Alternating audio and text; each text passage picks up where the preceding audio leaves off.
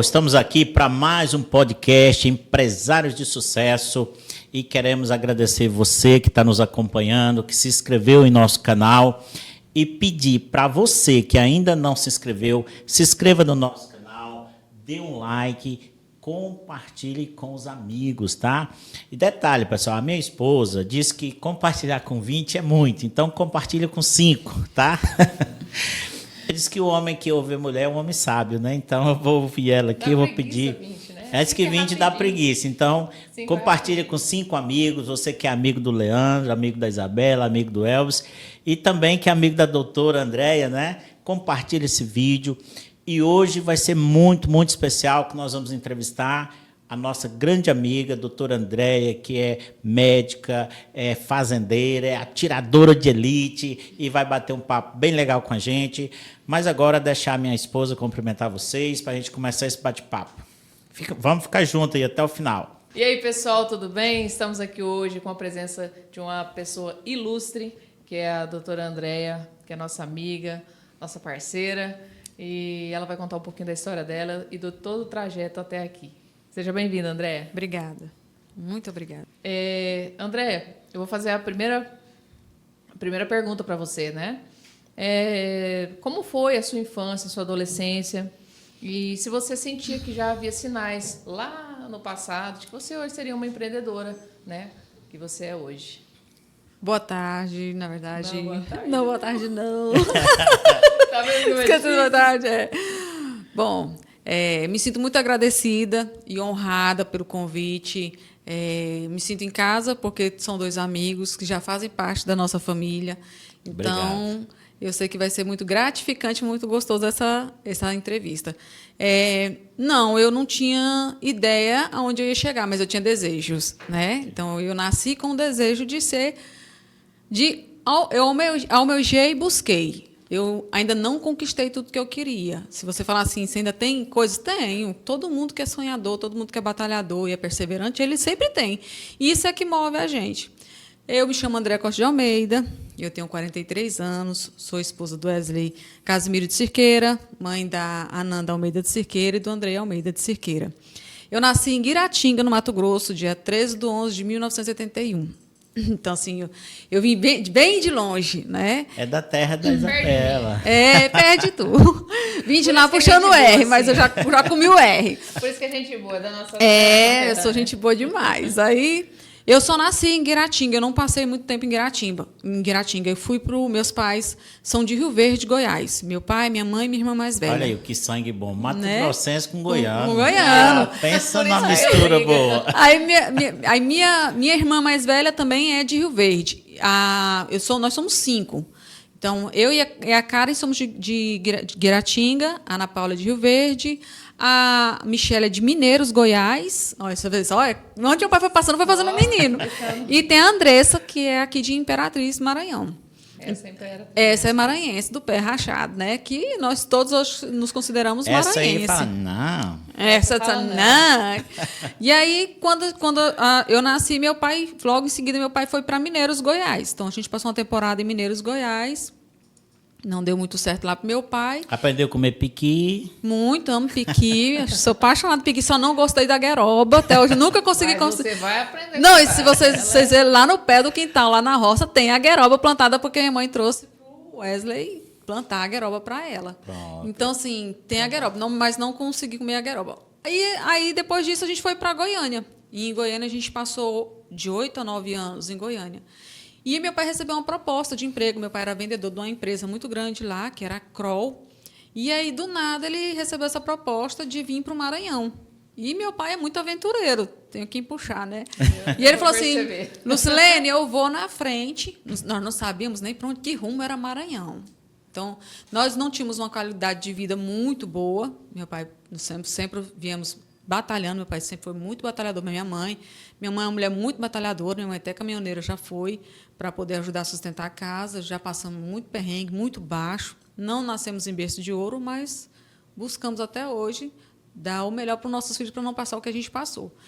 E aí meu pai veio na frente e deixou a gente para trás. E aí ele veio gerenciar essa empresa, a Kroll, e falou, Lucene, vende tudo, dá o que não presta E bota as meninas dentro do carro e vem embora. Aí quando fala dá o que não presta, deu quase tudo. Tudo, porque não tinha quase não tinha casa, meu pai não tinha uma casa própria. Então, o que minha mãe trouxe foi um Gol daquele quadrado, bege, lembro até hoje, um Gol com 4 meninas dentro, um sonho e as trouxas que você sabe que quem não tem nada aqui no Maranhão a gente diz que é um cachorro, a mudança de muitos é que um cachorro com um pote e uma trouxa. Pronto, nós tínhamos o cachorro, 4 meninas e as trouxas. Minha mãe veio.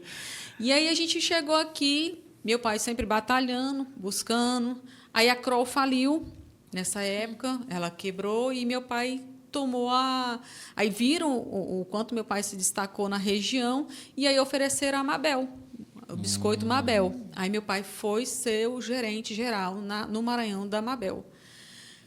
Teve um período muito bom, mas, assim, eu sempre vi meu pai assim. Meu pai é um ótimo investidor, vendedor. Certo. Mas ele não era um empreendedor para ele. E ele não teve uma dimensão daquilo que estava na mão dele e não deu muito certo. Aí ele vendeu a Mabel. Tinha uma sociedade com o que hoje é o dono, que é a Hotbel. A Hotbel ela foi fundada pelo meu pai. Certo. E aí eles terminaram essa sociedade, meu pai vendeu a parte dele e tocou no sul, na parte do sul. Só que lá não é tão bom de comércio como aqui. Lá, infelizmente, o sul do Maranhão ele é muito... a disseminação, a propagação de não pagador lá é muito forte. Inadimplência então, muito alta. Muito alta, inadimplência. Então, meu pai veio a falir a Mabel lá. E aí ele deixou a Mabel. Mas se reconstruiu, se reinventou. Hoje ele tem outra empresa em Santo Inês, está lá com a minha mãe, trabalhando, lutando, perseverando. Não entendeu? parou em Imperatriz, não. Foi para Santo Inês. Foi para Santo Inês. Ele saiu de Imperatriz, de São Luís, não deu certo, ele foi para Santo Inês. Então, eu sempre falo que o foco que eu tenho em relação ao que eu vejo dos meus pais é que desistir não é uma opção. Então, não existe isso na minha família. Se caiu, se faliu, reinventa. Levanta a cabeça e começa de novo, porque a gente tem filho, a gente tem família. Então, eu vim lá do Goiás. A minha paixão pelo esporte ela surgiu dentro da Ferra do Bezerro. Poucos sabem. Acho que muitos não conhecem. A Ferra do Bezerro, aqui era uma competição que eu era uma das que me destacava. Assim, mudava a equipe, às vezes minhas parceiras saíam, mas eu continuava. Arrumava uma doida lá e, embora derrubar a bezerra ali no chão, e tem que colocar o rabo entre as pernas e em menor tempo ganha. E aí eu comecei a brincar com isso na exposição, nessa Ferra do Bezerro, que quem criou foi até o João Barbudo. E a gente brincava muito. E ali começou a minha paixão pelo esporte. Deixar aqui um abraço para o nosso amigo João Barbudo, grande amigo nosso aí. Comigo desde pequena. Aí a gente começou aquele esporte ali e aquilo foi crescendo dentro de mim. Eu quero um esporte. Então, você vai falar assim, você já fez o quê? Tudo. Eu já fiz judô, eu já fiz karatê, eu já fiz vôlei, eu já fiz basquete, eu já fiz natação 6 anos de competição. Então, eu já competi... competidora. Muito, eu já competi em várias coisas, mas assim, firmar em alguma coisa, falar assim, não, você vai ficar... Não, eu nunca gostei. Acho que acho que cada um tem um tipo de ser, a pessoa tem uma forma de ser. Eu não sei me fixar em uma coisa há muito tempo. Aquilo, para mim, fica cansativo, fica repetitivo. E aí... Sempre reinventando. Eu sempre estou... Não, agora eu vou para esse daqui, agora eu vou para aquele dali. Mas sempre com aquela meta de buscar o melhor. Sei. Sempre não querendo ser melhor que ninguém. O que eu falo para os meus filhos hoje, que são competidores, é o seguinte, nunca entre querendo ser mais que ninguém. Seja sempre mais que você. Bata suas metas, que é sempre o que meu mestre, hoje o professor Santo Júnior, fala para mim. Bata suas metas, vai lá e faz. Você fez quanto de ponto hoje no tiro? Vai lá e tenta fazer mais 2 amanhã. Então, é essa a meta que eu sempre deixo para eles. E aí, quando eu terminei essa parte da Ferra do Bezerro, veio a paixão pelo motociclismo. Aí eu entrei no motociclismo, passei... Aí o motociclismo ele tem uma história. Assim que eu cheguei aqui, que meu pai se reinventou, eu não sabia o que eu queria de faculdade, mas foi bem na época que eu estava me preparando para direito. Não, vou fazer direito. Aí eu falei assim, não, eu vou para onde meu primo está morando, Madrid, Espanha. Vou fazer medicina.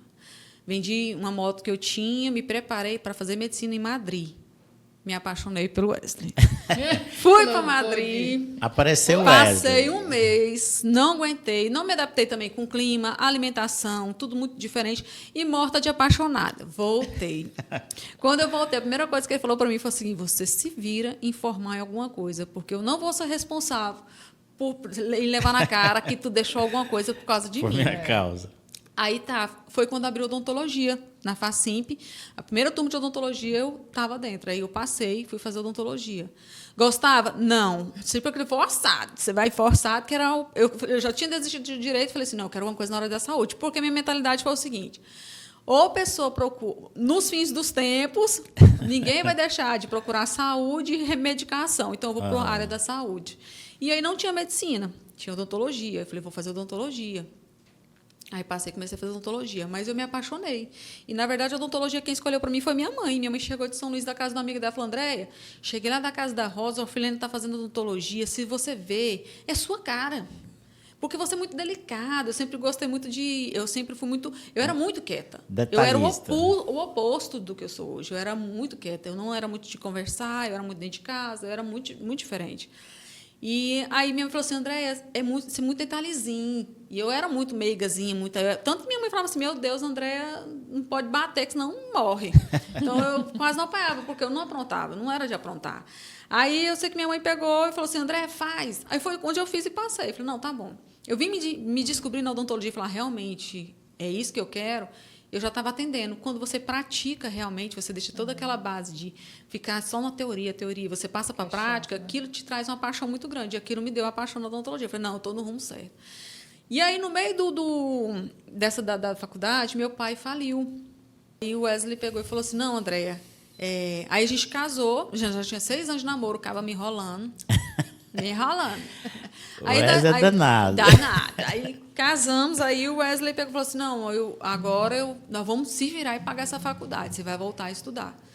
E aí foi trancos e barrancos, foi luta. Nosso primeiro ano de casado, eu pensei que nós íamos se separar, porque é uma divergência muito grande quando você casa. Quando você namora, tudo é perfeito, maravilhoso. Mas quando você se une, que você tem que compartilhar todos, sem exceções, os momentos, meu amigo, as ideias não batem. Então, assim, nosso primeiro ano de casado, a casa que a gente tinha adquirido num condomínio encheu de água, foi até no joelho. Nossa. Ela era alagava. Num tempo desse daqui lá, Maria, podia entrar dentro do condomínio de barco. Tinha que ter um caiaque dentro de casa. Era um caiaque. Aí, assim, a gente passou por isso aí. Eu ia para a faculdade, eu não tinha carro, a gente tinha uma moto, uma CRF, aí ele amarrava minhas caixas de odontologia na traseira dessa moto. Eu morria de medo dessas caixas cair, porque se caísse era muito instrumental pequenininho, para juntar aquilo no meio da rua, dava um trabalho.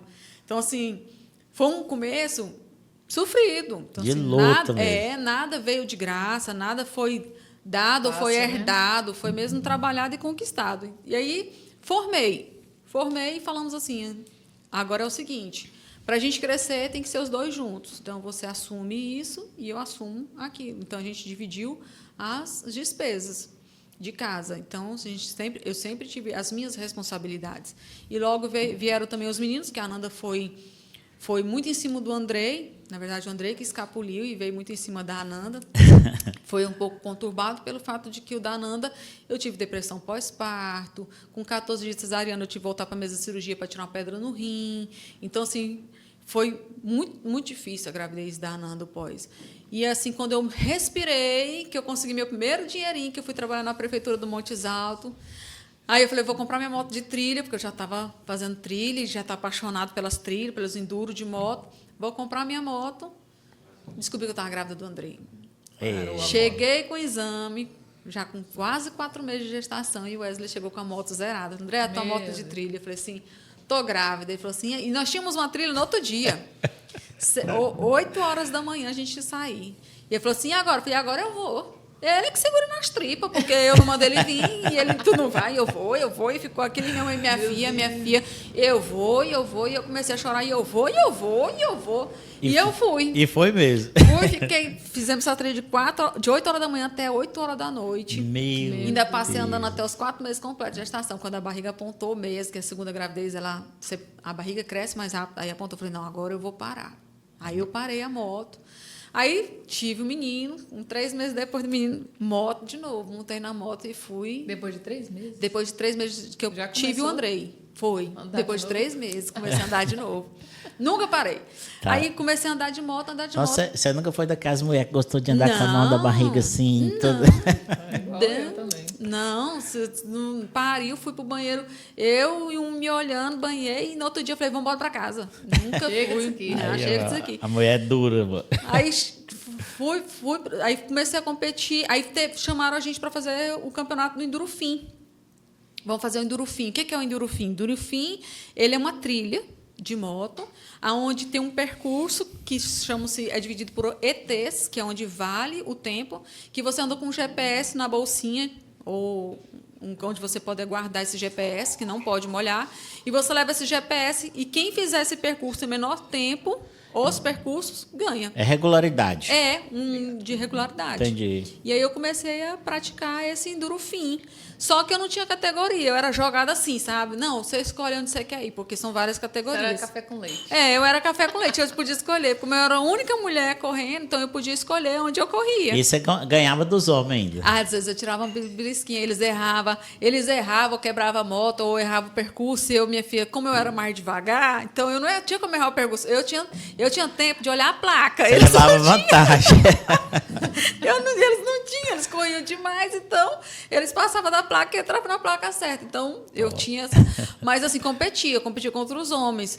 E eu tentei formar a categoria feminina na época. Eu comecei pela Ana Paula, minha irmã. Fiquei, Ana Paula, bora fazer. Ana Paula andou comigo um bom tempo de moto. Levei minha outra irmã, Michele, também para uns enduro, mas desisti, porque teve um que ela caiu no chão lá no meio da lama, do nada, a Michele. Eu não vou mais, não, arrancou as botas do pé, jogou no chão. Eu falei, tu vai fazer o quê, Diacho? Não tem como tirar tudo aqui de dentro, não. Tu vai levantar bem daí, tu vai-se embora. Aí arrumei um jipe para levar a Michele de dentro dessa trilha para ir embora. Em Montes Altos, lá no meio dos índios. Eu falei, se tu ficar aqui, os índios te pegam, nunca mais nós te vê, viu? Aí, meu amigo, foi assim, fui levando elas, que me diziam que era doida, que não sei o quê. Então, aí ela comecei a levar as irmãs. Então, a Ana Paula fez uma parceria comigo, junto com outras meninas. A Patrícia, da JB Retífica, também fez essa parceria comigo. A Grazi, teve também outras meninas que também vieram junto para somar. Vieram para essa modalidade do Endurofim. Endurofim. Aí, às vezes, elas queriam fazer um cross areia cross, que era uma também. Aí eu ia participar. Então, assim, a gente trocava essa experiência. Mas assim, a moto, ela é um pouco assim arriscada, né? Então, eu não conseguia manter elas muito ali e também era um pouco cara. O curso, o esporte era um pouco caro. É um hobby. Assim, geralmente essas modalidades, elas são mais hobby, né? Não tem retorno, Não né? tem, porque você pega uma moto aí, hoje, uma Husqvarna, vou colocar por baixo 90 mil. Pra você jogar ela dentro da lama, para ela se acabar todinha. Fora que o equipamento de segurança, ele é caro. Vou te falar só uma joelheira. Uma boa articulável, R$3.000. Então, uma joelheira. É um hobby para quem tem dinheiro. Exato. Então, assim, era um hobby para quem tinha... Não era nem dinheiro, porque a gente também não estava no meio dessas... Mas a gente, assim, parcela, estamos juntos. Então, assim, apaixonou. Quando a gente se apaixona, a gente faz a tripla coração para poder estar lá. André, você fazer igual o Gustavo, eu não quero saber quanto custa, eu quero saber em quantas vezes parcela. Até hoje. Aí, Paga até hoje. Aí eu sei que aí eu não consegui fixar essa modalidade feminina. Porque o Endurofim, ele acontece em várias cidades no Maranhão. Então, tinha cidade que a gente rodava 600 quilômetros. A gente tinha que competir o domingo todinho, começava às 8 da manhã, quando soltava a primeira moto, e terminava às 4 da tarde. A gente banhava ligeirinho, recebia premiação, que era um troféu de madeira, somente isso. Tchau, muito obrigada, e para casa. Então, assim, era muito cansativo. Chegava 1h da manhã, 2h da manhã em casa, aí a gente, no outro dia, tinha que estar cedo no serviço, porque sempre eu tive aquela meta. Meu paciente não pode sofrer danos pelo meu amor pelo esporte. Tanto que teve uma das trilhas que eu tive um problema que eu caí, a moto deslizou na ladeira e eu torci o joelho. Então, eu ia para cirurgia, eu tive que ir para cirurgia. Eu fiz a cirurgia na sexta, na segunda eu estava com a muletinha dentro do consultório atendendo meus pacientes. Você não vai, eu vou porque meu paciente não pode pagar pelo meu erro. Eu vou e minha mão tá boazinha, só tá o joelho. Então, vamos embora. Então, sempre eu fui muito focada nisso. Eu sempre fui muito aventureira, mas sempre sabendo das Muito minhas responsável obrigações. também, né? E eu passei dentro do motociclismo 15 anos. E aí foi quando o pessoal do Endorfim fez essa homenagem, que foi o troféu, né? Falando assim, ó, que eu fui indicada, fui a primeira mulher a ser indicada no troféu Mirante, no motociclismo.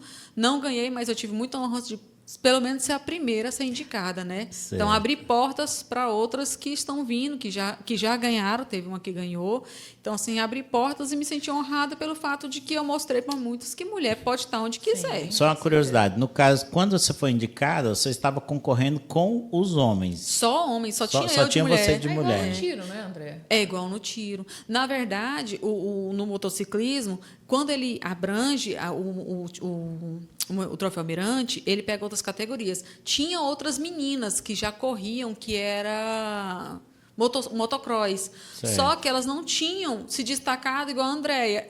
Tinham muitas que corriam muito, muito mesmo. Só que o destaque era o quê? Levar o nome mesmo, fazer a coisa acontecer, trazer mulheres novas, mostrar o esporte. Na verdade, você fez uma revolução dentro do esporte ali, né? Foi. Do E Endorfim. aí, assim, onde ia era assim, ó, a mulherzinha que anda com o marido. Olha, porque quando eu fazia trilha, assim, era 200 motos, só tinha eu lá no meio. Entendeu? Entendi. Aí o pessoal, olha o homenzinho que trouxe a mulherzinha. Quando a senhora conhecia da mulherzinha. Aí eu falava assim, tanto que eu coloquei o DR, a minha moto era toda plotada com DR de doutora, não por eu achar que tinha mérito em relação a isso, mas era uma forma de pedir respeito, porque tinha muitos que confundiam. Mas pelos 15 anos que eu passei dentro do motociclismo, eu andava muito, às vezes os meninos saíam na frente, o Wesley ia na frente com os meninos, eu ficava para trás, nunca ninguém faltou com respeito comigo, falava assim, doutora, ninguém gravava meu nome, falava, doutora, eu vou te ajudar. Às vezes eu estava entolada até o pescoço, não tirava a moto. Não, doutora, nós vamos tirar sua moto e você vai embora e deixa que depois nós vamos. E assim fazia. Então, assim, eu tinha aquela parceria e todo mundo viu o meu esforço, porque toda trilha eu estava junto. Estava ali. Toda trilha. Marcando presença. Quando o Wes falava assim, eu não vou, eu falei, então vende essas bostas. Vende que vai ficar parado bem aí. Então pode vender. Então eu era a faminha da trilha. E aí foi indo, e quando foi assim, nós estávamos no 3º ano de competição, eu cansei. Aí foi quando os meninos começaram a crescer, aí eu falei assim... pensei, vou mudar de esporte. Não foi nem vou mudar de esporte. Eu dei uma guinada que eu pedi... Eu tinha uma paixão tão grande pelo motociclismo que eu sabia que quem só podia curar era Deus. Então, porque eu era muito apaixonada pela moto. Quando eu falei, anunciei minha moto à venda, meu pai não acreditou. Meu pai me ligou, falou, o que foi que aconteceu? Eu falei, não, eu vou parar. Ele, mas por quê? Aí eu falei, não, porque eu vou me dedicar aos meninos. Tá na hora, a Nanda tá ficando uma mocinha. Eu não fui muito mãe presente, porque eu tinha que treinar. Eu passava todo final de semana treinando. Durante a semana eu trabalhava, final de semana eu estava em cima da moto. Então, eu me abdiquei de ser mãe. E eu vejo essa necessidade agora. E foi quando eu parei. Isso me emociona, porque eu larguei por eles. Então, não espero reconhecimento, mas como mãe, eu quero que eles entendam que foi uma fase que eu achei que eu tinha que viver, porque essa fase hoje eu vivo para eles, por eles. E a gente enxerga isso lá na frente. Sim. E aí eu parei e falei assim, fui para o quarto, eu já falei, Senhor, tira do meu coração, me cura. Eu não quero ser essa mulher só da moto. Eu quero ser mãe agora. Eu preciso ser mãe, eu preciso ser esposa. E é difícil para o homem também entender quando você está num esporte onde tem 200 homens te respeitando, brincando com você, e seu marido às vezes não vê aquilo como uma amizade, porque ainda tem muito aquela questão não existe amizade entre homem e mulher. E existe, entendeu? Porque, graças a Deus, nunca ninguém faltou com respeito comigo. Então, nessa época, eu sentei mesmo e falei assim, que eu queria ser curada daquilo. Envolveu muita coisa, mas a questão X foi mesmo, meus filhos. Eu falei, não, eu vou ser mãe. E aí eu botei a moto para vender, e aí o Wesley já tinha uma conversa de cavalo. Cavalo. Não, você bota cavalo para parir, você ganha um dinheiro no investimento. Ele toda a vida mexeu com isso, né? Ele sempre teve esse ramo do agro, sempre teve na família dele. Ele nasceu ali dentro. Aí ele falou assim, não, você pode investir numa égua, essa égua vai parir, você tem um retorno. E aí foi quando eu vendi a MXF, que eu era apaixonada dessa moto, aí comprei Valentina, que virou minha paixão. Eu falo que é Valentina, meu amor. Então, veio Valentina. Aí Valentina ficou lá. Vamos investir na Valentina. Vamos fazer o que com a Valentina? Vamos colocar na vaquejada. Colocamos Valentina 9 meses na vaquejada, não deu muito certo. O Wesley falou, André, não é um mundo nosso. Vaquejada é um mundo meio assim, pra gente, eu ainda acho um pouco conturbado. Vamos largar isso de mão. Larguei de mão. E nesse período de cavalo, antes de cavalo, veio um convite do Wesley. O Wesley estava tirando o CR e falou assim: André, vamos lá no clube de tiro para você conhecer? Aí eu falei: não vou lá não. Aí ele falou assim: bora. Aí eu falei: não vou não. Aí o André foi com ele. Ele falou: mãe, mas lá é legal, não sei o quê, pererê. E eu falei assim: não, eu não vou mexer com esse negócio de tiro, não. Aí um dia eu sentada lá conversando com ele, ele falou assim: André, tem categoria feminina e é nacional, é brasileiro. Eu falei: conversa. Porque eu passei a vida toda tentando montar uma categoria feminina no motociclismo. Ele falou assim: tem. E lá tem. Lá você vai entrar levando taca. Eu falei: agora eu gostei. Desafiou você. Eu gosto do desafio. Aí foi quando o Rogério, que é o presidente do Clube 762, me fez o convite e falou assim: ó, vem ser atiradora do clube e eu vou te ajudar. E o Issan soube da minha trajetória no motociclismo e falou, que é o presidente da FMTE, né? Soube da trajetória e falou assim: chama ela que nós estamos com ela. E aí eu entrei no tiro esportivo. Aí no primeiro ano, eu não tinha 8 meses de tiro, eu fui lá dentro do Brasileiro e perdi por 1 ponto para que atira mais de 10 anos. Olha só. Na carabina, no Puma. E não foi no Puma, não. Foi na 22. Aí eles me falaram assim: ela tem... Ela dá Leva conta jeito. do recado. Ela tem jeito, vamos investir. E aí logo a Amazônia Adventure, que é do Ricardo, desde o início está comigo, então é meu patrocinador. Estava até contando para você, ajuda mesmo. Agora mesmo ele me presenteou, me ajudou com uma carabina para melhorar minha performance dentro das carabinas. Munição de altíssima qualidade, ele patrocina. Então, assim, ele ajuda uma atleta que hoje está dentro do Brasileiro. Hoje, no ano passado, eu fiquei em terceiro nessa carabina, segundo nessa carabina de 25 metros e 50 metros. E esse ano eu fiquei 2 vice e 1 terceiro no Brasileiro. Então, assim, dá um destaque muito grande para a gente. E aí a gente vem se reinventando dentro do esporte. E aí foi quando eu me apaixonei. Falei: não, eu vou ficar aqui no tiro. Só que o tiro tem uma diferença muito grande. O tiro, ele é totalmente o oposto do motociclismo. O motociclismo, ele me trazia aquela adrenalina. E o tiro, ele te tira a adrenalina. Ele tira a tua ansiedade. Então, ele é até uma forma de tratamento. Eu que sou muito ansiosa. Então, ele te faz relaxar, concentrar. O tiro, ele vai muito além de apertar um gatilho. Tem toda uma base, um contexto, uma postura para você chegar ao tiro perfeito. E para você repetir aquilo 30 vezes, numa modalidade igual de 25 metros, que são 30 disparos, você tem que repetir aquilo 30 vezes. Muita paciência. É muita paciência. Aí você começou a exercer um outro lado em você, que é de ter paciência, concentração, serenidade. Mas eu tento, assim, não sou não, mas eu tento. O professor fala assim: você treina? Eu treinei nada, eu treino no dia da competição, eu vou lá e atiro, porque eu sou ansiosa, eu sou muito ansiosa. Então, assim, que foi uma das coisas que me levou, que nós estávamos conversando do AVC, foi isso. Eu desencadeei uma depressão pós-parto da Nanda. Aí, na gravidez da Nanda, eu desencadeei que eu não tinha dor de cabeça, nem sabia o que era isso, uma enxaqueca durante a gestação. E dessa enxaqueca, eu tive um AVC. Então, tudo meu ficou muito acelerado. Entendeu? Eu não era assim, eu fiquei mais acelerada, mais ativa, mais ansiosa. Eu sou muito ansiosa. Mas, de certa forma, então, o tiro te ajuda um pouco a controlar isso, né? Ajuda. Quando o professor me pega assim, para treinar mesmo, que ele me bota assim, meia hora de pé, mirando e fala: respira. Lá, esquece tudo que está dentro dessa cabeça, porque o ansioso, ele pensa o ano que vem. Ele não pensa amanhã, ele pensa o ano que vem. Então, ele esquece tudo que está na sua cabeça e foca no que você está fazendo. Então, tudo isso serve para a gente colocar no dia a dia. Às vezes a gente esquece, mas é o que ele ensina. Então, foi isso que foi acontecendo. E o tiro trouxe para você o título da Mirante. Aí o título foi, esse ano eu fui indicado, né, o troféu Mirante. Aí chegamos lá e fomos agraciados, né? Eu falo vocês porque eu sempre digo, não ganhei só. Aqui tem todo mundo que votou, aqui tem todo mundo lá do clube que sempre apoiou, que sempre acreditou, aqui tem tanta gente envolvida, então esse título não é meu, é nosso, eu falo que é nosso. Porque eu sempre digo, ninguém chega só, não adianta.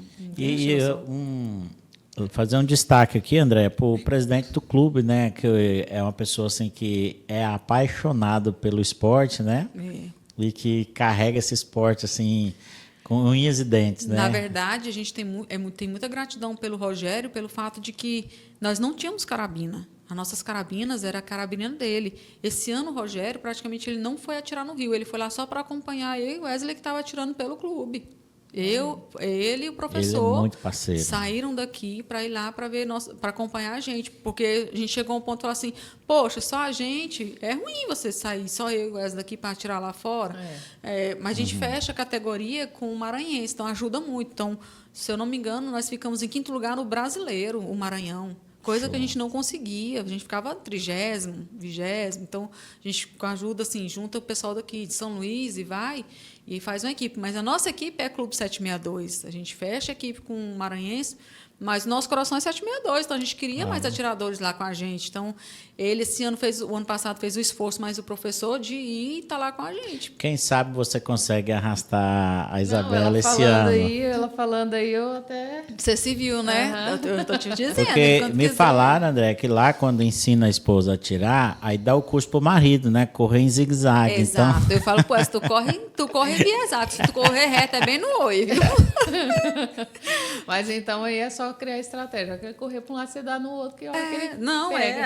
A gente dá a nossa estratégia, do nosso jeito. Pode aí, doutora, deixar o convite para as mulheres conhecer o Clube 762, participar dos cursos aí que você dá lá, né? Com certeza, o clube está lá aberto para todas as mulheres que quiserem, né, tirar o CR, porque hoje nós temos restrições. Eu comecei fazendo cursos para mulheres no tiro. Em coisa de 2 meses, a gente fez 45 mulheres que fizeram um curso com a gente. Então, a mulherada gostou mesmo. E a gente botava mesmo, era para correr com a arma na mão. Primeiro dia, não se atirar, pois você vai sair daqui de tarde atirando. E era assim mesmo, a gente botava a pistola na mão da mulher e falava assim, você tem que fazer isso, trabalhar assim. E a gente fez uma coisa bem diferente e muito boa. Só que aí veio as restrições, agora só atira com CR, então eu parei o curso. Mas, assim, agora voltou, né? Quem quiser tirar o CR voltou agora.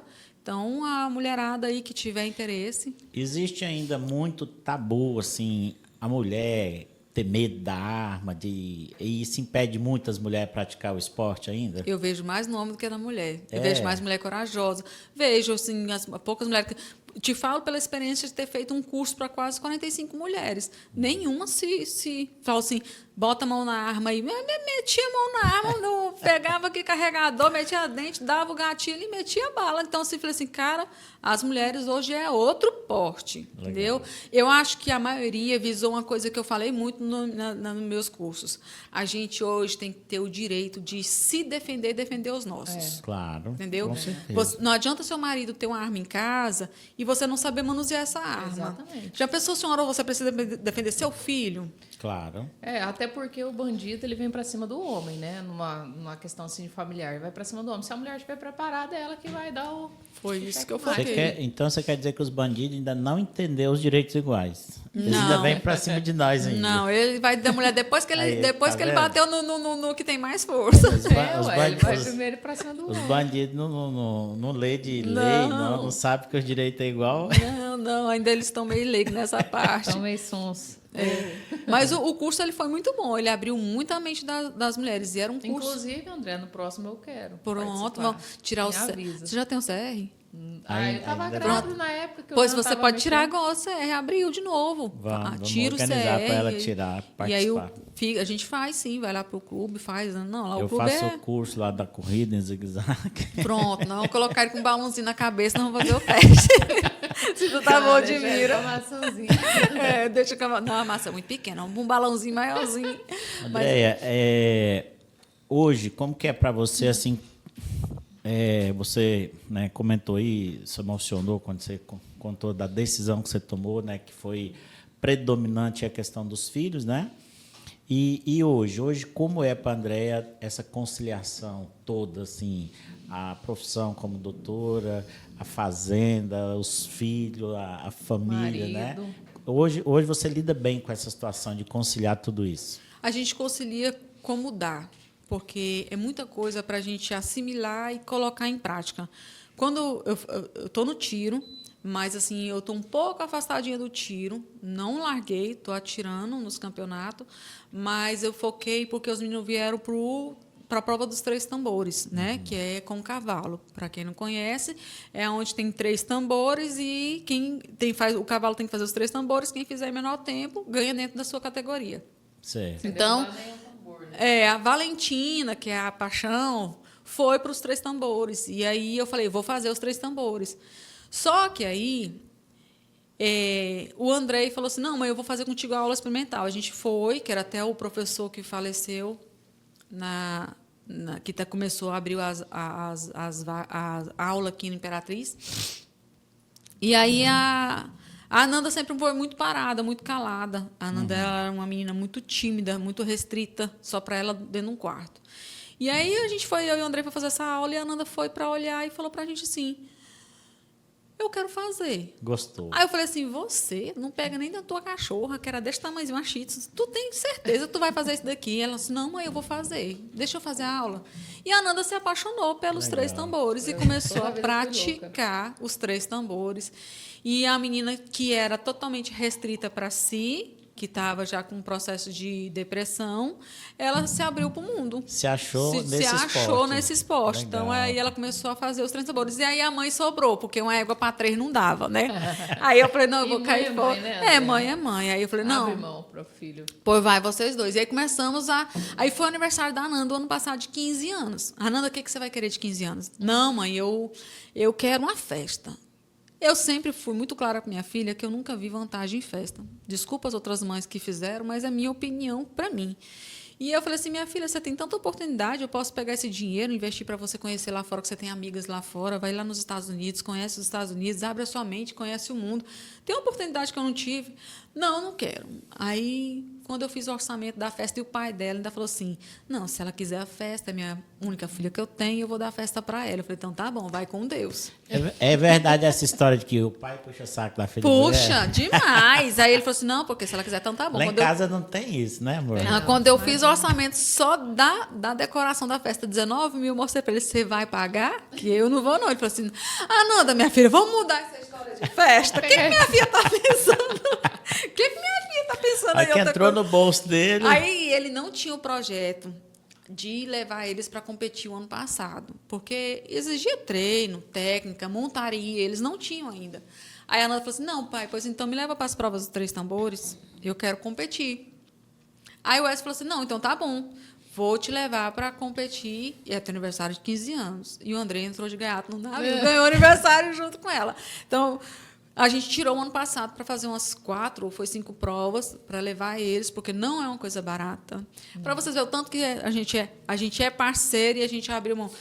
A gente chega geralmente a gente sai daqui quinta-feira de tarde, a gente roda a noite toda, chega lá na sexta-feira ou de madrugada, monta tenda, monta barraca, eu cozinho num fogãozinho, debaixo de tenda, num calor, lavo louça numa bacia de coca no chão para poder fazer a coisa acontecer. Porque quem não tem um berço de ouro, procura como quer, aquilo que eu te falei. Nada é impossível, mas tudo existe esforço. Então, aí fica a obrigação deles cuidar dos cavalos, junto com o Wesley, vão ali, e eu fico cozinhando. Às vezes estou cozinhando, já estou pegando cavalo, dando banho também. E assim o dia todinho, a gente tocando até no domingo, tratando o cavalo e cuidando de alimentação, de barraca, isso daí.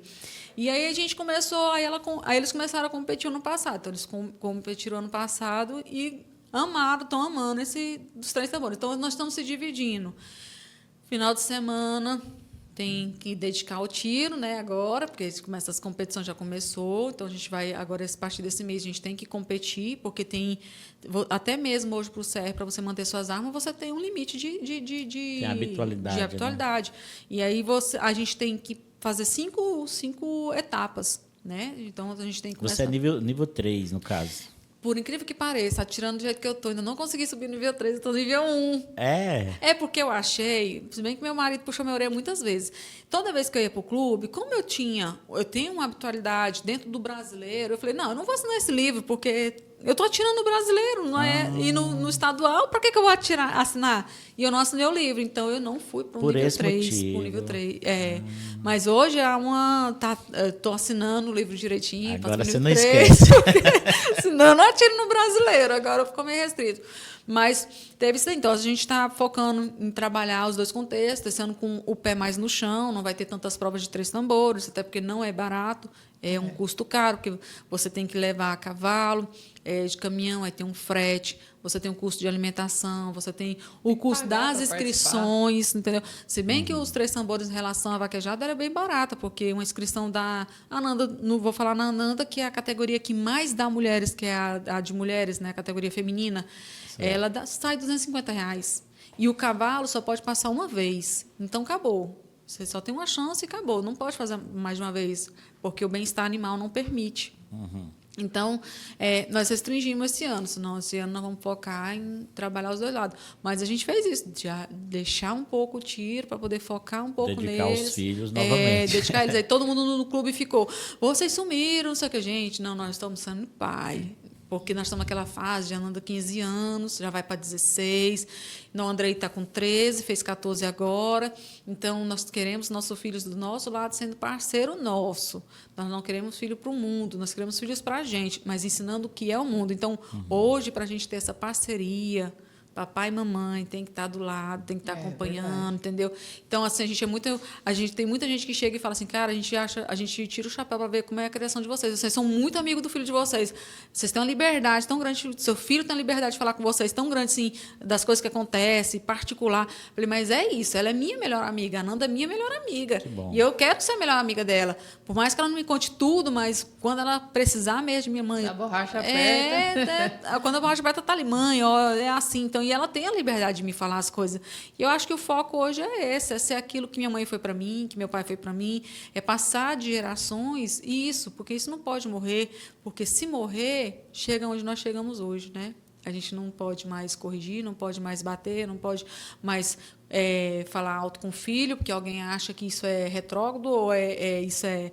Não é, isso daí é ensinamento, isso daí é base. E isso faz filhos fortes, né? Você corrigir, ter ele ali na mão. Colocar limites, né? Exatamente, existem limites. E, então, vendo você falar aí da história dos 3 tambores na vida da sua filha, o esporte trouxe benefícios para ela de melhorar a comunicação dela com o mundo, no estudo. No estudo, você exige, não, olha, é o seguinte... Hoje não tem mais perigo de depressão. Não, eu falo logo é assim, olha, eu estou me matando dentro daquele consultório, trabalhando mais seu pai. No mínimo que você tem que fazer é me dar uma nota boa, no mínimo que você tem que fazer é me ajudar a arrumar a casa, a gente não tem funcionário, então somos nós o funcionário. Então, assim, você não vai esperar eu chegar do consultório cansada para vir arrumar a bagunça que você poderia ter arrumado, não. Então, tem que ser uma parceria. Claro. Hoje, a gente não tem uma funcionária. Por quê? Porque você prefere, Ananda, um funcionário ou uma égua dentro da baia? São escolhas. Então, a gente faz escolha, a gente bota para eles escolha. Vocês querem uma vida de luxo? Vocês não vão ter vida de luxo. Vocês vão ter aquilo que a gente pode dar, mas a gente vai se esforçar para dar o melhor. Então, é isso. E a questão da fazenda que você perguntou, assim, a fazenda hoje, eu já fui mais presente na fazenda. Hoje, eu abri mais a mão de estar presente com eles dentro de um curral, pesando, ajudando, e abrir esse espaço para o Andrei, porque eu sentia a necessidade do Andrei ser o responsável. Porque na ausência do pai, ele tem que ser o homem da casa. Claro. Entendeu? Ele tem que ser o que vai substituir. Então, às vezes, tipo assim, não, tem 2 cavalos só vai o Wesley e o André. Não, deixa o Andrei ir. Deixa ele aprender. Aí o Andrei, ele tem TDAH, dislexia e descalculia. Então, o estudo para o Andrei, ele é um martírio. Ele tem muita dificuldade no aprendizado. O Andrei, ele sofre dentro da sala de aula. Então, ele não vai pelo prazer, ele vai pela obrigação. Do estudo. Então, ele é obrigado a estudar. Mas quem tem o TDAH, dislexia, descalculia, sabe muito bem o que eu estou falando. A mãe que tem, sabe. Então, tudo isso foi diagnosticado. O TDAH não gosta de estudar? Não, o TDAH, ele tem um déficit de atenção. Tudo que você fizer aqui, tipo, o Andrei está fazendo prova. O Andrei não faz prova dentro da sala de aula. O Andrei faz na secretaria, sozinho. Se cai um lápis no chão, toda a concentração do Andrei foi embora. A dislexia, ela é a dificuldade em português. Tipo assim, você vai falar para o Andrei que casa, ele escreve com Z. Você vai falar que casa é com S. Aí ele vai captar que casa é com S. Mas 5 minutos depois, o cérebro dele já apagou. Aí ele vai escrever casa com Z. Nossa. Então, ele tem essa dificuldade. E a descalculia, você pega uma massinha, você enrola ela, essa massinha tem 200 gramas. Aí você vai amassar ela e fala, Andrei, aqui é uma bolinha com 200 gramas. Eu fiz uma pizza. Quantas gramas tem? Ele 100, porque diminuiu o tamanho. Entendeu? Então, são áreas específicas. Então, aqui e dali, crianças, hoje em dia, isso está muito comum. Existem muitos Andrés neste sala de aula que são julgados de burro, e não são. São crianças que têm déficit de atenção ou têm muita dificuldade. E isso daí dificulta muito a vida dessas crianças dentro da escola. Então, hoje, o Andrei ele é laudado, ele tem que fazer a prova separado, o nível de prova não é o mesmo da turma, entendeu? Porque ele não consegue assimilar. Né? Mas eles têm algo muito interessante. O que é do gosto deles? Aí, Meu amigo, você pode sair da frente tira que ele 10. manda ver. Fazenda, o André é extremamente focado na fazenda. Ele chega dentro do curral, ele sabe o que o pai dele vai fazer, ele sabe o que tem que fazer, ele sabe a medicação que vai dar, ele já vacina, ele já pega o cavalo, ele vai no pasto, busca o gado dentro dos lotes certinho. Tudo isso ele manda dentro da fazenda, porque ali é o mundo dele. Pronto. Então, o homem vai, aí eu falei, o homem então, vai ser pronto, pecuarista. vai ser já. pecuarista. Já está resolvida a profissão. Foi quando eu falei assim, não, então eu saio do campo, deixo o Andrei, porque não pode ficar todos. Porque a mãe tem que cozinhar, agora tem casa. Antigamente não tinha, né? Agora a mãe cozinha, a Nanda está ali me cozinha ajudando. super bem, inclusive. Obrigada. Estou pessoal. aprendendo. isso aqui não Tô pode aprendendo. aprender, misericórdia. Aí eu foquei em ficar mais em casa agora, porque antes a gente também não tinha casa, né? E aí eu foquei em ficar mais em casa agora, ser mesmo. E, na verdade, eu decidi um pouco descansar a cabeça. Eu sempre fui muito tudo. elétrica, muito em tudo. Aí eu falei assim, que eu queria descansar mais um pouco. Aí quando eu chego lá, Maria, para me voltar, é uma tristeza. Eu não queria voltar nunca mais. Eu amo Não, aquilo e ali. é muito Uma bom, delícia viu? lá. É muito interessante, André. Eu estava comentando com a Isabela, aquele dia que a gente foi lá na fazenda de vocês, que tem lugares que você vai que tem uma energia muito boa. Né? Tem uma paz. E lá na fazenda de vocês, a gente sente isso, sabe? Esse aconchego, essa paz. Eu gostei muito de lá. Eu sinto tanto que eu tenho vontade de chorar que eu vou embora com o olho cheio de lágrimas. Tem que ir mesmo. Oh, meu Deus. Por que eu não nasci? Eu falei, Senhor, eu pedi para nascer. Foi rica, não foi bonita, Senhor. André, você fala assim, será que meus pacientes não vêm aqui na Oh, fazenda? meu Deus. Será que se eu mudar aqui para Montes Altos, eles não vêm? Você falar assim, vou montar um consultório rural. Vocês vão ter que ir lá na fazenda agora. Eu falo com os molecados, vocês começam a se virar, porque quando eu falar assim, que eu dou ideia doida, tô indo embora, ninguém me segura, meu filho. Eu só vou tocar dentro daquela fazenda, ninguém me tira lá de dentro. Não, mas é muito importante. Essa questão, assim, como você disse, a vida é feita de escolhas e de fases, né? E, assim, a gente ouvindo você contar a sua história de vida, é muito bacana, né? Que você está sabendo viver cada fase, né? Mesmo que alguns preços que tem que se pagar, abrir mão, renunciar a algumas coisas, né? Eu até falo muito, André, que a vida, em todas as áreas, o principal item para você ser uma pessoa, eu não vou nem dizer 100% ser feliz, mas para você fazer o que é certo, é a renúncia. É verdade. Você quer viver casado? Você tem que aprender a renunciar a muita coisa. Porque se você for levar ao pé da letra, tudo que você gosta, tudo que você quer, você não vive em união com ninguém. É verdade. Você quer ser uma boa profissional? Tem que renunciar a muita coisa. Você quer ser uma boa mãe? Tem que renunciar a muita coisa. Então, assim, a gente aprendendo isso, a renunciar a algumas coisas em prol de outras coisas, a gente acaba vivendo melhor cada fase, né, da vida, como você está fazendo aí, vivendo cada etapa, né, e escolhendo aí agora mesmo a questão de levar os filhos para os 3 tambores, quando você abriu mão do motociclismo, né, por causa dos filhos. Então, isso é muito bacana. E sempre é a gente, né? E o ponto X é assim, eu acho e eu gosto, eu sou muito, do jeito que eu converso aqui com vocês, eu converso com meus pacientes. Eles estão de boca aberta e eu estava esse final de semana lá, não sei aonde, eu fiz não sei o que, eles ficam só olhando para mim, morrendo de vontade de conversar na conversa. Então, assim, são grande parceiro meu, são meus pacientes, né? Já tem 17 anos de formada, são os meus ouvintes, assim, fala, doutor, nem acredito que a senhora faz, moça, daqui para fora eu piso em merda, limpo merda de cavalo, faço de tudo.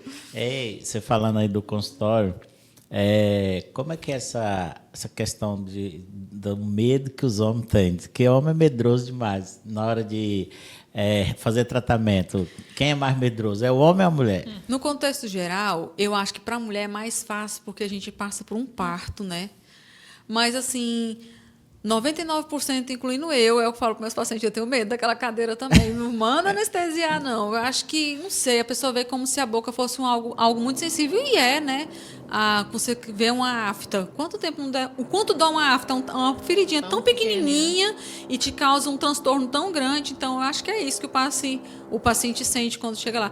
Mas aí eu consigo contornar a situação, que aí começa essas conversas, a gente começa a conversar. Fala, não, peraí, vou conversar aqui. E tem uma coisa, quando você vivencia a dor, você sabe onde dói. Eu já tive dor de dente. Eu já arranquei dente sem anestesia, sem o prático arrancar e eu falar, não, tá doendo. Ele não acreditar em mim, falar, não tá doendo. Então, hoje, quando eu faço uma cirurgia de implante no paciente, ou quando eu vou fazer uma extração, algo mais profundo, eu acompanho aquilo do paciente, eu acompanho a dor do paciente. Ei, tá tudo bem? Tá sentindo alguma coisa? Então, acho que é isso que é o diferencial, é você vivenciar e trabalhar aquilo no paciente, que eu não estou aqui para lhe fazer dor, nem para lhe causar dor, estou aqui para tirar a sua dor, resolver o seu problema, né? Entendeu? Eu quero te fazer duas perguntas dentro da sua área, da sua profissão. Lá em Goiânia, eu não sei se é essa a realidade aqui em Imperatriz, criou-se muita clínica popular, né?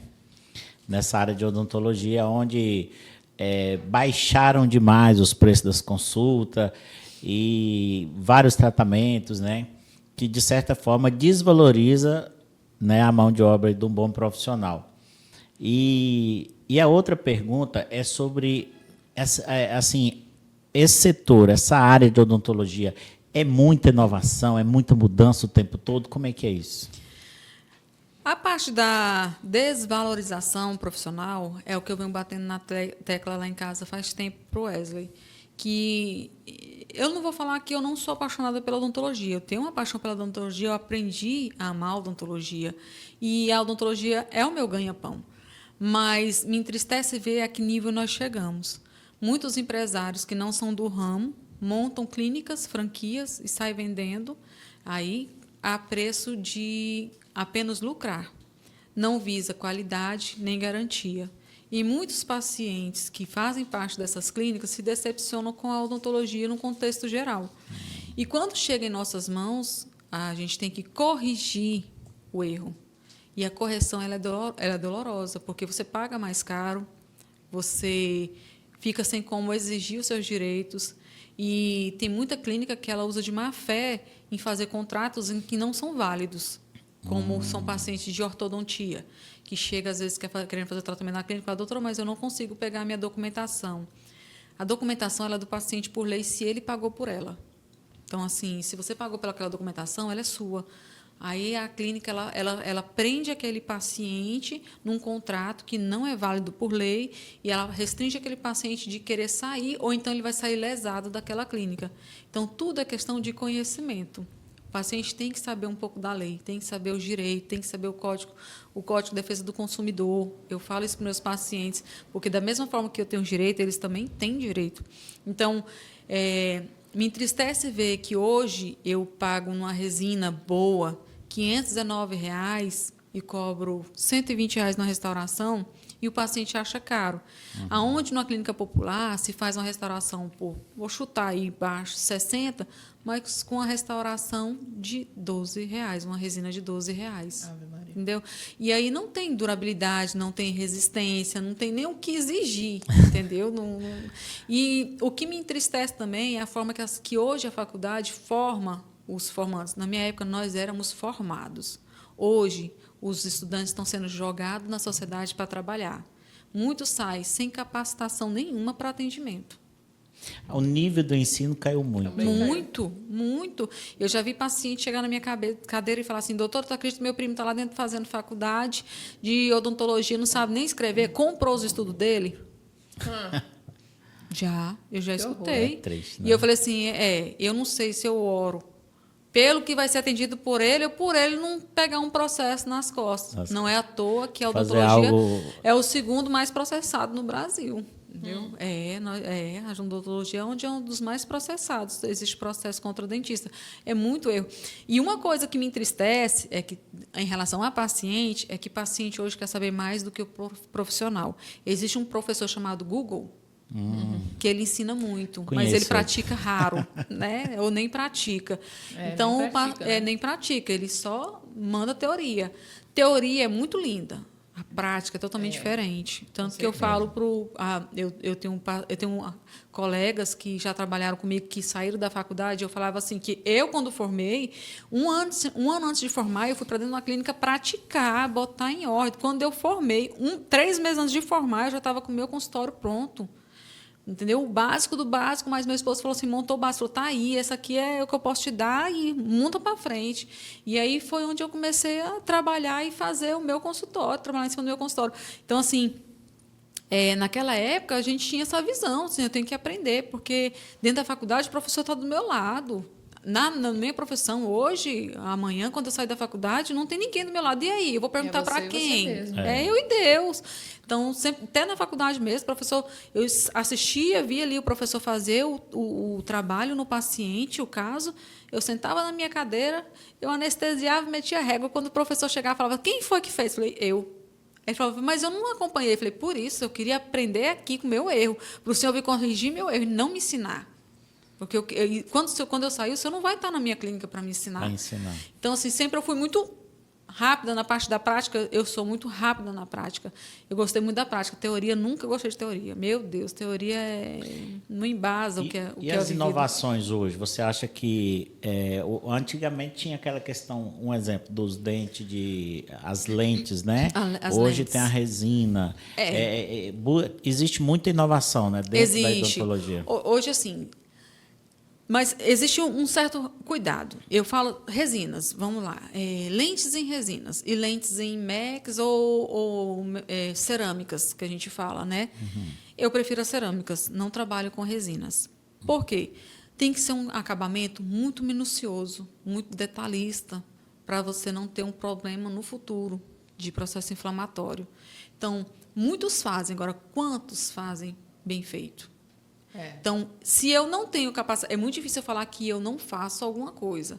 Mas essa lentes em resina, eu botei o pé na parede e falei, essa eu não faço. Porque ela é muito minuciosa. Ela é muito minuciosa, ela existe um certo capricho, polimento. E assim, às vezes o profissional ele tem esse capricho, ele entrega esse trabalho bem feito, mas existe um período de polimento. E tudo isso tem que ser feito dentro do tempo. E hoje os pacientes procuram estética e não durabilidade. Ah, não, estou com um sorriso bonitinho aqui, daqui 6 meses ele tinha que retornar. Ele não retorna, ele retorna daqui 1 ano, aí volta com um processo inflamatório, perda óssea, entendeu?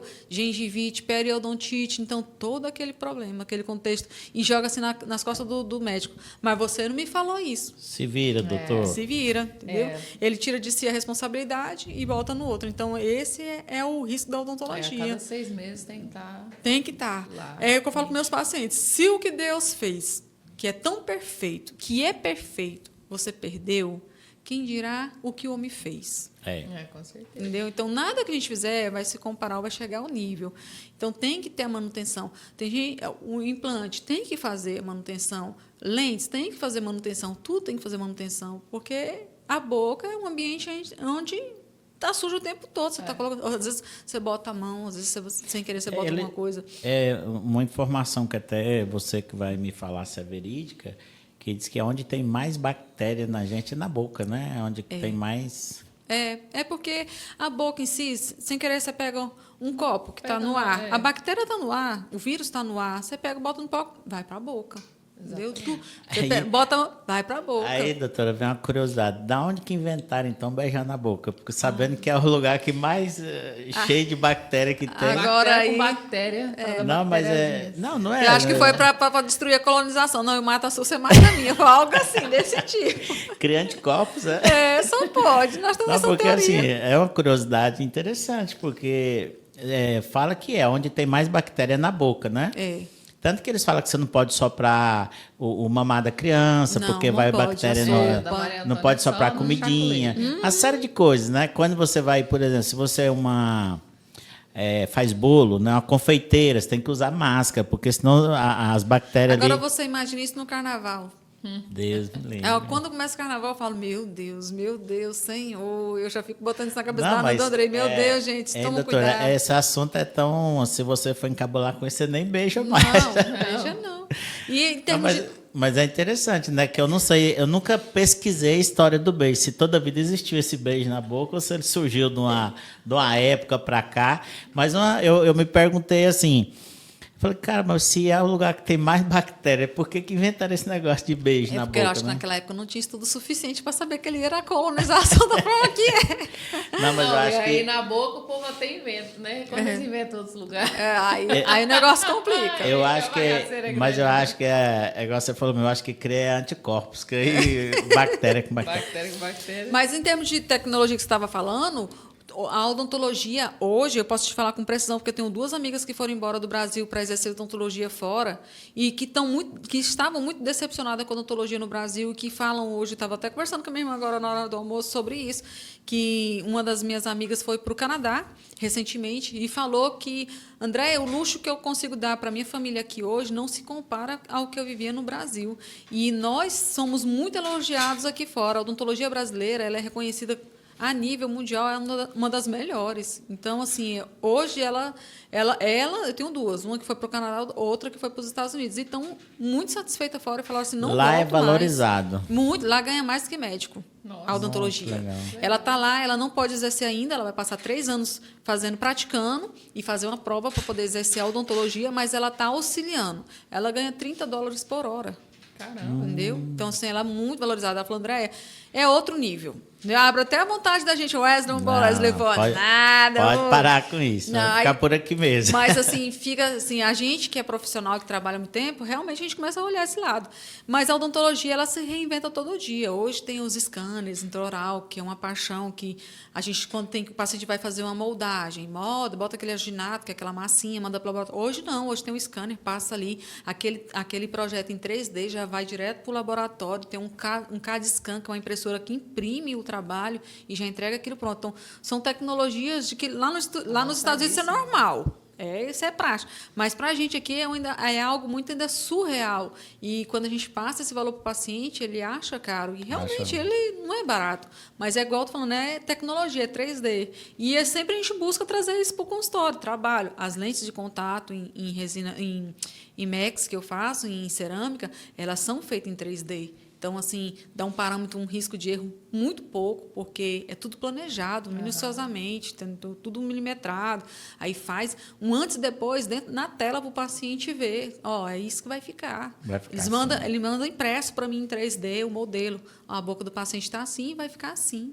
Então, o paciente sai totalmente realizado dali. Realizado. Né? Ele sabe o que realmente vai acontecer. Né? Exatamente. Ele já tem uma previsão como vai ficar. Show de bola. Doutora, nós queremos te agradecer pela presença. Foi muito, muito bom o nosso podcast, né? Um bate-papo aí bem descontraído. E, com certeza, a sua história vai inspirar muitas pessoas, né? E muitas jovens que sonham aí fazer uma faculdade, principalmente na sua área. E muitas mulheres que têm vontade de fazer algum esporte e nunca teve iniciativa, né? Então... acredito que vão se inspirar aí na sua história. Eu gostaria só que você deixasse aí uma mensagem, toda essa experiência de vida, o quanto foi importante, tudo que você conseguiu tirar de experiência nessa longa história aí de vida, e uma mensagem que você deixa para as mulheres. Dia 30 de abril é o Dia Nacional da Mulher. Que mensagem você deixa para as mulheres? A mensagem que eu deixo para as mulheres é persistir. A gente não tem a palavra para a gente desistir, não é uma opção. A gente tem que persistir, tem que correr atrás, principalmente nós mulheres que não nascemos em berço de ouro, nem casamos com um homem rico. Então, eu acho que nada é impossível quando a gente tem Deus, quando a gente tem uma base familiar bem formada, bem estruturada, que é o seu alicerce do dia a dia. Quando você pensar em fracassar, um vai lá levantar a sua mão. Quando você olhar para o seu filho e falar assim, não posso desistir, desistir não é uma opção. Então, eu creio que tem muitas mulheres aí com história bem mais difíceis do que a minha, né? E mulheres que venceram até mais do que eu. E eu fico assim, lisonjeada de saber que é uma mulher. Quando eu vejo que tem uma mulher que venceu, que passou por tudo isso e conseguiu chegar onde chegou, eu falo, é mérito dela. Claro. Porque a mulher, ela se torna 3 vezes mais do que o homem em tudo quando ela sai para trabalhar fora de casa. Entendeu? Muito mais difícil. É muito mais difícil, porque a gente tem o homem, ele ainda tem aquela visão.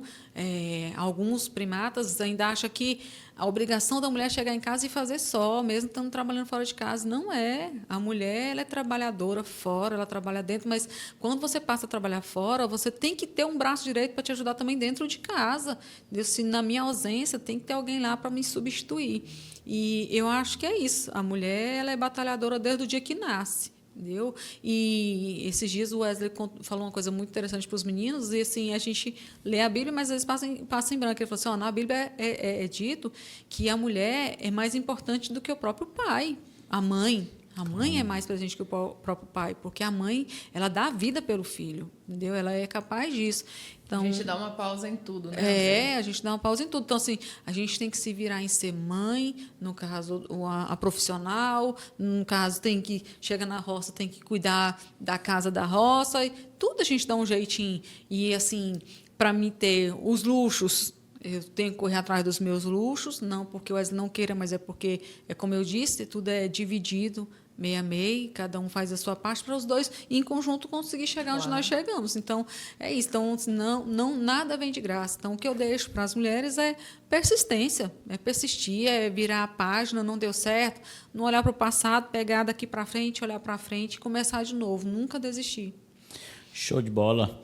Deixar minha esposa aí fazer as considerações finais aí para você. No mais, é só mesmo agradecer pela presença. Sei que você tem seu dia é super corrido também, mãe, esposa, profissional, dona do lar, tem fazenda. Então, assim, tirar um tempinho para vir aqui, né, compartilhar um pouquinho da sua história com a gente, foi muito bom, né? Eu já admiro muito a família de vocês, né, a união de vocês. Até falo para o Leandro, amor, você já percebeu onde que um tá ou os outros tá atrás? É bonitinho demais. Então, assim, que Deus abençoe vocês assim, para sempre, que seus filhos se espelham em vocês, né, e construam a família deles dessa forma que vocês têm criado, né, eles. E das vezes que você se emocionou, eu me emocionei também, porque mãe é mãe. A gente se vê, né, em várias situações. E é isso. Dizer que você é uma super mulher e tem uma grande honra, né, de poder chamar vocês de nossos amigos, né, de compartilhar aí alguns momentos juntos, tá bom? Eu que sou grata, tenho gratidão demais. Todas as pessoas que Deus coloca na nossa vida é para nos ensinar, é para nos apoiar. Eu digo que amigo não é aquele que está presente todo dia, mas amigo é aquele que, quando a gente realmente precisa, está lá para estender a mão, né? E nós temos muitos amigos, graças a Deus, e vocês são amigos de dentro de casa, são amigos que estão no nosso peito, nosso cara que segura a nossa mão nos aperreios, né, Leandro? Então, assim, a gente só tem gratidão, né? Porque é uma parceria fechada, é uma parceria que dá certo, são trocas de conhecimento, né? De experiências. O que vocês aprendem com o Wesley, ou com a minha experiência, eu aprendo com você, que estava me falando sobre como é geral criar um filho hoje, que isso já me serve para poder orientar a Nanda lá na frente, que vai ser mãe. Então, tudo isso a gente vai pegando e vai guardando. Tudo assim, conhecimento, aquilo né? dali ela me falou, você viu o que o seu Leandro fala sobre dinâmicas, sobre os projetos, tudo isso é interessante para a gente. Então, são compartilhar para as experiências. Sempre todo mundo tem algo a oferecer, a ensinar, né? Tem. Seja bom ou ruim, mas bom tem. Ruim, tem. Eu vou deixar minha esposa também convidar os nossos ouvintes para se inscrever no nosso canal aí. É isso aí, pessoal. Se inscrevam no nosso canal, curtam, né, esse vídeo, espero que tenham gostado. Compartilhem com 5 amigos, porque 20 dá preguiça. É porque a pessoa fala, rapaz, se fosse 5 até, mais 20. Não vou nem fazer nenhum. Então faz só 5 que tá ótimo. E que vocês dê aí, né? Nosso Instagram, passa aí o endereço. Dê opiniões também, né? Sobre assuntos que possam ser abordados aqui, né? Sigam a gente no nosso Instagram. E é isso aí. Agradecer a todos pela parceria, pelo carinho. É isso aí. Pessoal, então vai lá, dê um like, compartilhe com os amigos. Queremos agradecer aqui também ao nosso sócio Elvis, que está aqui hoje dando todo o suporte aqui, né? Ele é que cuida da administração do podcast, que cuida da organização, é ele que envia o convite para os nossos convidados, faz toda essa preparação. E logo em breve nós vamos estar com um estúdio aí maior, de forma que ele esteja aqui participando das entrevistas, né? E deixar aí para vocês, como a minha esposa já disse, pode mandar para a gente sugestão de assuntos que vocês queiram saber. O podcast Empresário de Sucesso está aqui para levar até você informação sobre educação financeira, sobre tributação, sobre como abrir um negócio, como tocar esse negócio, como administrar esse negócio. Então, o podcast tem essa pegada de dar voz ao empreendedor e de tirar as dúvidas do empreendedor. Muito obrigado. Um beijo no coração de vocês.